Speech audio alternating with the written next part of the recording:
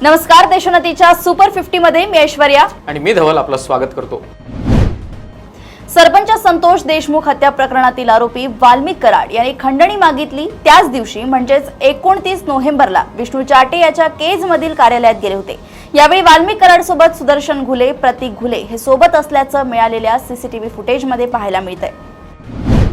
बीडच्या मस्साजोगचे सरपंच संतोष देशमुख हत्याकांडातील आरोपी कृष्णा आंधळे हा गेल्या महिन्याभरापासून सापडत नसल्याने अखेर त्याला फरार घोषित करण्यात आले। सीआयडी आणि एसआयटीचं पथक अजूनही त्याच्या मागावर असून त्याचा कसून शोध घेतला जात आहे। राज्यात हिंदू हृदय सम्राट बाळासाहेब ठाकरे स्वच्छ सुंदर बस स्थानक अभियान राबवण्यात येणार आहे। तब्बल 3 कोटी रुपयांची बक्षिसे या अभियानांतर्गत वाटण्यात येणार असून राज्यात अ वर्गात पहिला येणाऱ्या बस स्थानकाला 1 कोटीचे बक्षीस जाहीर करण्यात येत आहे। उद्धव ठाकरे गटाचे उपनेते आणि माजी आमदार राजन साळवी यांच्या बांधकाम व्यवसायातील भागीदार दिनकर सावंत भागीदार असलेले सर्व निविदांची कागदपत्रे घेऊन एसीबी कार्यालयात दाखल झाले आहेत। त्यांना काही दिवसांपूर्वी एसीबीने नोटीस बजावली होती। शिवसेनेपाठोपाठ आता राष्ट्रवादी काँग्रेस पक्षातही पालकमंत्री पदावरून खतखत पाहायला मिळत आहे। पक्षाचे अध्यक्ष अजित पवार यांनी स्वतःपुरता तर प्रदेशाध्यक्ष सुनील तटकरेंनी लेखीपुरता विचार केला, पण बाकीच्या मंत्र्यांचं काय असे प्रश्न राष्ट्रवादी काँग्रेसचे मंत्री खासगीत विचारत आहेत। भारतीय जनता पक्षाचे नेते तथा जलसंपदा मंत्री राधाकृष्ण विखे पाटील यांनी अवैध वाळू आणि खडी क्रशर बाबत एक धक्कादायक वक्तव्य केलंय। वाळूच्या गाड्या चालू द्या, थोडंसं दुर्लक्ष करा, काही फरक पडत नाही, सगळे आपलेच लोक आहेत असं विधान मंत्री राधाकृष्ण विखे पाटील यांनी केलंय। राज्यातील महापालिकांचा ई गव्हर्नन्स निर्देशांक जाहीर करण्यात आलाय। त्यात पुणे महापालिकेने अग्रस्थान प्राप्त केले आहे, कोल्हापूर महापालिकेने द्वितीय तर पिंपरी चिंचवड महापालिकेने तृतीय स्थान मिळवले आहे। मुंबई उच्च न्यायालयाच्या न्यायमूर्तींनी ईडीला एका प्रकरणात झापले। ईडी सारख्या केंद्रीय तपास यंत्रणांनी कायद्यांच्या चौकटीत राहून काम करण्याची वेळ आली आहे। कायदा हातात घेऊन नागरिकांची छळवणूक करणे थांबवा अशा शब्दात न्यायालयाने ईडीचे कान पिळले। मुख्यमंत्री देवेंद्र फडणवीस यांनी कामाचा धडाका सुरू केला असताना त्यांचे सहकारी मात्र आवडीतील पीएच्या शोधात होते। अखेर हा शोध संपलाय। सामान्य प्रशासन विभागाने 17 जानेवारी रोजी मंत्र्यांसाठी पीए आणि विशेष कार्य अधिकाऱ्यांच्या नेमणुका केल्या आहेत, तर 16 मंत्र्यांना अद्यापही उत्तम पीएचा शोध आहे। राष्ट्रवादी काँग्रेस शरद पवार पक्षाचे खासदार डॉक्टर अमोल कोल्हे यांनी कराड यांच्या संपत्तीकडे सरकारचे दुर्लक्ष होत असल्याची टीका केली आहे। बीडमधील प्रकरणात अटक करण्यात आलेले वाल्मिक कराडची कितीतरी बेहिशोबी संपत्ती आहे, ते बहुधा विरोधी पक्षात नसल्यामुळे त्यांची ईडी चौकशी होत नसावी असं त्यांनी म्हटलंय। महाराष्ट्राचे मुख्यमंत्री देवेंद्र फडणवीस हे सध्या दावोस दौऱ्यावर आहेत। दावोस येथील जागतिक आर्थिक परिषदेत पहिल्याच दौऱ्यात महाराष्ट्रासाठी मोठी बातमी समोर आली आहे। या दौऱ्याच्या पहिल्याच दिवशी मुख्यमंत्री देवेंद्र फडणवीस यांच्या उपस्थितीमध्ये 6,25,457 कोटींवर गुंतवणूक करार झाले आहे। खासगी बालवाडी संस्थांवर सरकारचे कोणतेही नियंत्रण नसल्याने या प्ले ग्रुप्स पार्किंगच्या जागेत घरामध्ये किंवा इतर ठिकाणी भरवल्या जात आहेत। शहरात गल्लोगल्ली भरवल्या जाणाऱ्या बालवाड्यांच्या नियमावलीसाठी राज्य सरकारच्या हालचालींना सुरुवात झाली आहे। गोंदिया जिल्ह्यातील तिरोडा तालुक्यातील जुनेवानी गावाच्या जवळ एका व्यापाऱ्याला बंदुकीच्या धाकावर आरोपींनी लुटपाट केल्याची घटना उघडकीस आली आहे। या प्रकरणामुळे संपूर्ण जिल्ह्यात एकच खळबळ उडाली आहे। भारतीय क्रिकेट संघाचा अष्टपैलू खेळाडू कृणाल पंड्यानं आज शिर्डीत येऊन साईबाबांच्या समाधीचं मनोभावे दर्शन घेतलंय। साईबाबांच्या दर्शनासाठी मी पहिल्यांदा शिर्डीला आलो असल्याचं यावेळी कृणाल पंड्यांनी सांगितलंय। अभिनेता सैफ अली खानला रुग्णालयातून डिस्चार्ज मिळाल्यानंतर शिवसेनेचे नेते संजय निरुपम यांनी संशय व्यक्त केलाय। 5 दिवसांनंतर रुग्णालयातून बाहेर पडल्यानंतर सैफ अली खान एवढा तंदुरुस्त कसा आहे असा प्रश्न निरुपम यांनी एक्स सोशल मीडियावर उपस्थित केलाय। पालकमंत्री पदाच्या नियुक्तीवरून रायगड, नाशिक नंतर कोल्हापूर आणि सातारा जिल्ह्यातही राजकीय घमासान सुरू झाले। रायगड, नाशिक प्रमाणे मुख्यमंत्र्यांनी साताऱ्याच्या पालकमंत्री पदाला स्थगिती द्यावी, आंदोलनाची वेळ आणू येऊ नये असा इशारा साताऱ्याचे जिल्हा बँकेचे संचालक कांचन साळुंके यांनी दिलाय। संगमनेरमध्ये एक अजब प्रकार घडलाय।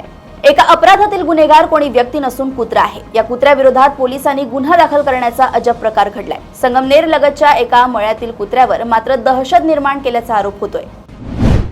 पुण्यातील एमपीएससी आणि यूपीएससी अभ्यासिकांच्या चालकांकडे खंडणी मागितली जात असल्याचा गंभीर आरोप संभाजी ब्रिगेडने केलाय। संभाजी ब्रिगेडचे प्रदेशाध्यक्ष प्रदीप कणसे यांनी दिलेल्या माहितीनुसार स्पर्धा परीक्षा विद्यार्थी संघटनेचे अध्यक्ष महेश घरबुडे यांच्या विरोधात खंडणी मागितल्याचे पुरावे असल्याचा दावा देखील त्यांनी केलाय। आदिवासी बहुल नक्षलग्रस्त व आक्षांकित गडचिरोलीतील लोह उत्खनन व पोलाद निर्मिती प्रकल्पांचा विस्तार होऊ घातलाय। या संदर्भात पर्यावरण विभागाकडून जनसुनावणी घेतली जाणार आहे। या प्रकल्पांच्या विस्तारामुळे कोणत्याही गावाचे विस्थापन होणार नाही अशी स्पष्टोक्ती प्रशासनाने दिली आहे। त्यामुळे सुरजागड प्रकल्पाच्या परिसरातील गावांना दिलासा मिळालाय। पुणे बेंगलोर महामार्गावर खिंडवाडी येथे रात्री फिरत असताना वाहनाच्या धडकेत जखमी झालेल्या बिबट्याला पकडण्यासाठी गेलेल्या वन विभागाच्या कर्मचाऱ्यांवर बिबट्याने केलेल्या हल्ल्यात साताऱ्याचे वनक्षेत्रपाल डॉक्टर निवृत्ती चव्हाण यांच्यासह 5 कर्मचारी गंभीर जखमी झालेले आहेत। ट्रम्प यांनी मेक्सिकोला लागून असलेली दक्षिणी सीमा आणि कुठल्या गुन्हेगारी टोळ्यांवर फास आवळायचा ते निश्चित केलंय। स्थलांतरित लोकांबद्दल ट्रम्प आधीपासूनच बोलत आहेत। आता त्यांचे निर्णय इमिग्रेशन विरोधात असतील, त्यामुळे अमेरिकेत राहणाऱ्या हजारो भारतीयांच्या अडचणी वाढू शकतात। भारताने बांगलादेशच्या माजी पंतप्रधान शेख हसीना यांना बांगलादेशच्या हवाली केले नाही, तर हा दोन्ही देशातील झालेल्या प्रत्यार्पण कायद्याच्या स्पष्ट उल्लंघन असेल। त्यामुळे भारताने शेख हसीना यांना आमच्या हवाली करावं, असं मोहम्मद युनुस यांच्या नेतृत्वाखालील अंतरिम सरकारचे विधी आणि न्याय सल्लागार आसिफ नजरुल यांनी म्हटलं आहे। केंद्रीय लोकसेवा आयोग म्हणजेच यूपीएससीने आज नागरी सेवा परीक्षा म्हणजेच CSE 2025 साठी अधिसूचना जारी केली आहे। यावर्षी आयोगाने नागरी सेवा परीक्षेसाठी 979 जागांसाठी जाहिरात काढली आहे। गेल्या वर्षी आयोगाने 1105 पदांसाठी जाहिरात जारी केली होती। महाकुंभमेळ्यात हृदयविकाराचा झटका आलेल्या 100हून अधिक भाविकांचा जीव वाचवण्यात आला असल्याची माहिती समोर आली आहे। तर 183 गंभीर आरोग्यविषयी समस्या आलेल्या भाविकांना ICU मध्ये उपचार मिळाले आणि 580 जणांवर यशस्वी शस्त्रक्रिया देखील करण्यात आली आहेत, अशी माहिती अधिकाऱ्यांनी दिली आहे। भारतीय अंतराळ संस्था इस्रोने उपग्रहांचा वापर करून उत्तर प्रदेशातील प्रयागराज येथे सुरू असलेल्या महाकुंभमेळ्याची छायाचित्रे टिपली आहे। दरम्यान इस्रोच्या राष्ट्रीय रिमोट सेन्सिंग सेंटरच्या संकेतस्थळावर ही छायाचित्रे प्रकाशित करण्यात आली आहेत। मुख्यमंत्री माझी लाडकी बहीण योजना लाभार्थी महिलांच्या अर्जांची छाननी विविध विभागांच्या मदतीने करण्याचा निर्णय घेण्यात आलाय। अपात्र महिलांचे पैसे परत घेतले जाणार नाहीत, तसेच शासनाने कुठलाही लाभ परत घेतला नाही, असं आदिती तटकरे यांनी स्पष्ट केलंय। कर्नाटकातील उत्तर कन्नड जिल्ह्यातील यल्लापूर तालुक्यातील गुळापूर नजीक भाजीपाल्याने भरलेली ट्रक पलटी होऊन भीषण अपघाताची घटना घडली आहे। या दुर्घटनेत ट्रकमधील 10 जण ठार झाले असून घटनेनं परिसरात हळहळ व्यक्त होत आहे। तर दुसऱ्या दुर्घटनेत 3 विद्यार्थ्यांसमवेत 4 जणांचा मृत्यू झाल्याची दुर्घटना घडली। कर्नाटकच्या रायपूर जिल्ह्यात ही घटना घडली आहे। सध्या पुणे शहरात GBS नावाच्या आजाराने डोकं वर काढलं असून पुणे महापालिकेनेही याची दखल घेत समिती स्थापन केली आहे। पुणे शहरात गुलेन-बॅरी सिंड्रोम या न्यूरोलॉजिकल आजाराने संशयित रुग्ण आढळून आले आहेत। GPS रोगाचे पुण्यात आढळून आलेल्या 24 संशयित रुग्णांपैकी सर्वात कमी वयाचा रुग्ण 2 वर्षांचा आहे, तर सर्वाधिक वयाचा रुग्ण 68 वर्षांचा असल्याची माहिती आहे। या आजाराबाबत शरद पवार यांनी ट्विट करून संबंधित आजाराबाबत राज्य सरकार व महापालिकेने गंभीर दखल घेण्याची सूचना व्यक्त केली आहे। डोनाल्ड ट्रम्प यांनी नुकतीच अमेरिकेचे 47वे राष्ट्राध्यक्ष म्हणून शपथ घेतली। मात्र त्यांच्या दुसऱ्या टर्मच्या शपथविधी दरम्यान गुगलवर एक सर्वाधिक सर्च होणाऱ्यांमध्ये ट्रम्प यांचं नाव नव्हे, तर उपराष्ट्राध्यक्ष JD व्हेन्स यांची पत्नी उषा यांचं नाव होतं। अमेरिका, कॅनडा, दक्षिण आफ्रिका, UK आणि भारतात हा सर्च सर्वाधिक झाल्याची माहिती समोर आली आहे। सैफला लीलावतीमध्ये ऍडमिट केल्यानंतर ऑटो चालकाचे अनेक व्हिडिओ आणि फोटो समोर आले, तेव्हा त्याच्याकडूनही त्यावेळी सैफची नक्की अवस्था कशी होती हे देखील समजलं। त्या घटनेनंतर त्या ऑटो चालकाचे अनेकांनी कौतुकही केलं। आता सैफनं स्वतः या ऑटो चालकाला भेटायला बोलवलं होतं, त्याचे फोटोही व्हायरल झाले आहेत। बडे उद्योगपती गौतम अडानी यांचे पुत्र जीत अडानी यांचा विवाह येत्या 7 फरवरी रोजी होणार आहे। जीत अडानी यांच्या होणाऱ्या पत्नीचे नाव दिवा जयमीन शाह असे आहे। दिवा शाह यांचे पिता जयमीन शाह हे हिऱ्याचे मोठे व्यापारी आहेत। बॉलिवूड अभिनेता सैफ अली खानवर चोरट्यानं घरात घुसून चाकून हल्ला केला होता। या धक्क्यातून सावरत नाही तर सैफ अली खान आणि त्याच्या कुटुंबावर आणखी एक संकट येणार आहे। सैफ अली खानच्या कुटुंबाची भोपाळमध्ये 15,000 कोटी रुपयांची मालमत्ता आहे, जी सरकार ताब्यात घेऊ शकते।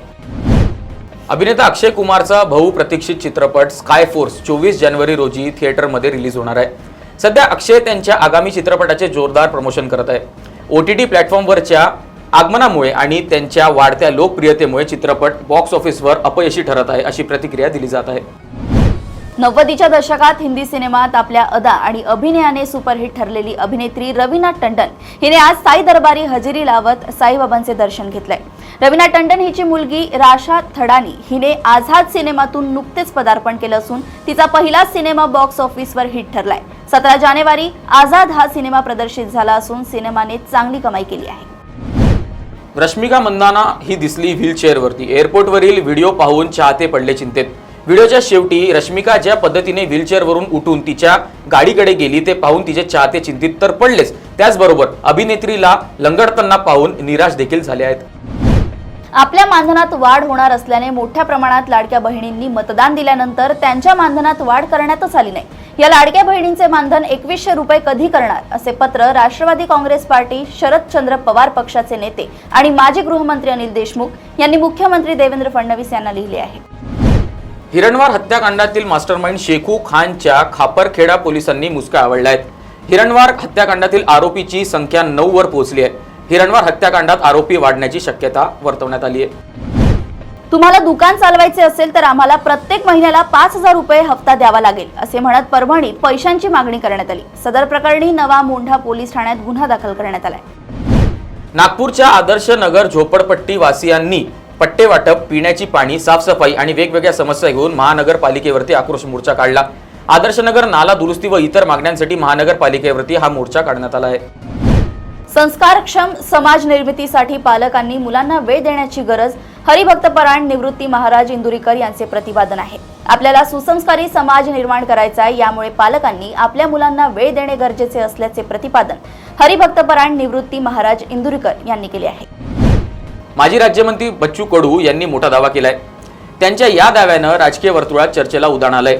देशात जी काही मोठी राजकीय उलथापालथ होणार आहे ती शरद पवार आणि उद्धव ठाकरे यांच्याबाबत आहे. शरद पवार आणि उद्धव ठाकरे हे केंद्रात लवकरच भाजपसोबत जाताना दिसतील असा मोठा दावा देखील बच्चू कडू यांनी केलाय. बीड म्हणजे भ्रष्टाचाराचा नवीन पॅटर्न आहे. माजी मंत्री विजय वडेट्टीवार यांचं हे मोठं विधान आहे. हे प्रकरण भयंकर आहे. बीडमध्ये अलीकडे ज्या घटना समोर येत आहेत, सध्या तपासाची दिशा योग्य आहे असे मी मानतो. मात्र त्यासाठी विलंब झाला, कारण त्यात लोकप्रतिनिधींचा सहभाग होता असंही वडेट्टीवार म्हणाले आहेत. भारतीय शेअर बाजारासाठी मंगळवार हा काळा दिवस ठरला असून सेन्सेक्स 1431 अंकांनी घसरला तर निफ्टी गेल्या 7 महिन्यातील नीचांकी पातळीवर पोहोचला असून त्यामध्ये 368 अंकांची घसरण झाल्याचं दिसून आलं. त्यामुळे गुंतवणूकदारांचे एकाच दिवसात 7 लाख कोटी रुपयांचे नुकसान झाले. चित्रपट रिलीजच्या वेळेस उर्वशी रौतेलाचा एक बाथरूम मधील व्हिडिओ व्हायरल करण्यात आला होता. त्यामुळे अभिनेत्रीची प्रचंड चर्चाही झाली होती. मात्र हा व्हिडिओ व्हायरल झाल्यानंतर अभिनेत्रीने हा व्हिडिओ म्हणजे घुसपैठ या चित्रपटातील एक दृश्य असल्याचा दावा केला होता. मात्र आता याच व्हिडिओबद्दल अखेर उर्वशीने खुलासा केलाय. जिंदगी ना मिलेगी दुबारा हा तरुणाईचा ऑल टाइम फेवरेट सिनेमा. दरम्यान याचा सिक्वल कधी येणार याची चाहत्यांमध्ये उत्सुकता होती. त्यातच नुकतंच फरहान अख्तरने व्हिडिओ शेअर केला आहे. यामध्ये तो ऋतिक आणि अभय सोबत दिसत आहे, ज्यातून जिंदगी ना मिलेगी दुबाराचा सिक्वेलची हिंट मिळत आहे. पद्मावत सिनेमा 2018 ला रिलीज झाला. संजय लीला भंसाली यांनी पद्मावत सिनेमा दिग्दर्शित केलाय. भंसाली प्रोडक्शनने सिनेमा रिलीजची तारीख जाहीर केली आहे. 24 जानेवारीला पद्मावत सिनेमा तुमच्या नजीकच्या थिएटरमध्ये पुन्हा प्रदर्शित होणार आहे. पाकिस्तानचे नाव आमच्या जर्सीवर नको अशी मागणी बीसीसीआयने आयसीसीकडे केली होती. या मागणीवर अखेर आयसीसीने आपला निर्णय घेतलाय. पाकिस्तानकडे चॅम्पियन्स ट्रॉफीचे यजमानपद आहे, त्यामुळे या स्पर्धेच्या जर्सीवर पाकिस्तानचे नाव असणे स्वाभाविक आहे. त्यामुळे आता भारताला ही जर्सी परिधान करावी लागणार असल्याचं स्पष्ट झालंय. रोहित शर्मा रणजी खेळणार आहे. भारतीय क्रिकेटमध्ये तब्बल 17 वर्षांनी जुळून येणारा हा योगायोग आहे. 19 फेब्रुवारीपासून चॅम्पियन्स ट्रॉफी स्पर्धा रंगणार आहे. या स्पर्धेआधी रोहित शर्मा देशांतर्गत क्रिकेट खेळताना दिसेल. भारतीय संघ आजपासून इंग्लंड विरुद्ध 5 T20 सामन्यांची मालिका सुरू होणार आहे. या मालिकेसाठी सूर्यकुमार यादव संघाचा कर्णधार आहे. अनुभवी अष्टपैलू खेळाडू वॉशिंग्टन सुंदरला. तर या होत्या आत्ताच्या सुपरफास्ट 50 बातम्या. अशाच बातम्या आणि अपडेट्स पाहण्यासाठी देशोन्नतीला लाईक, शेअर आणि सबस्क्राईब करा आणि पाहत राहा देशोन्नती. नमस्कार.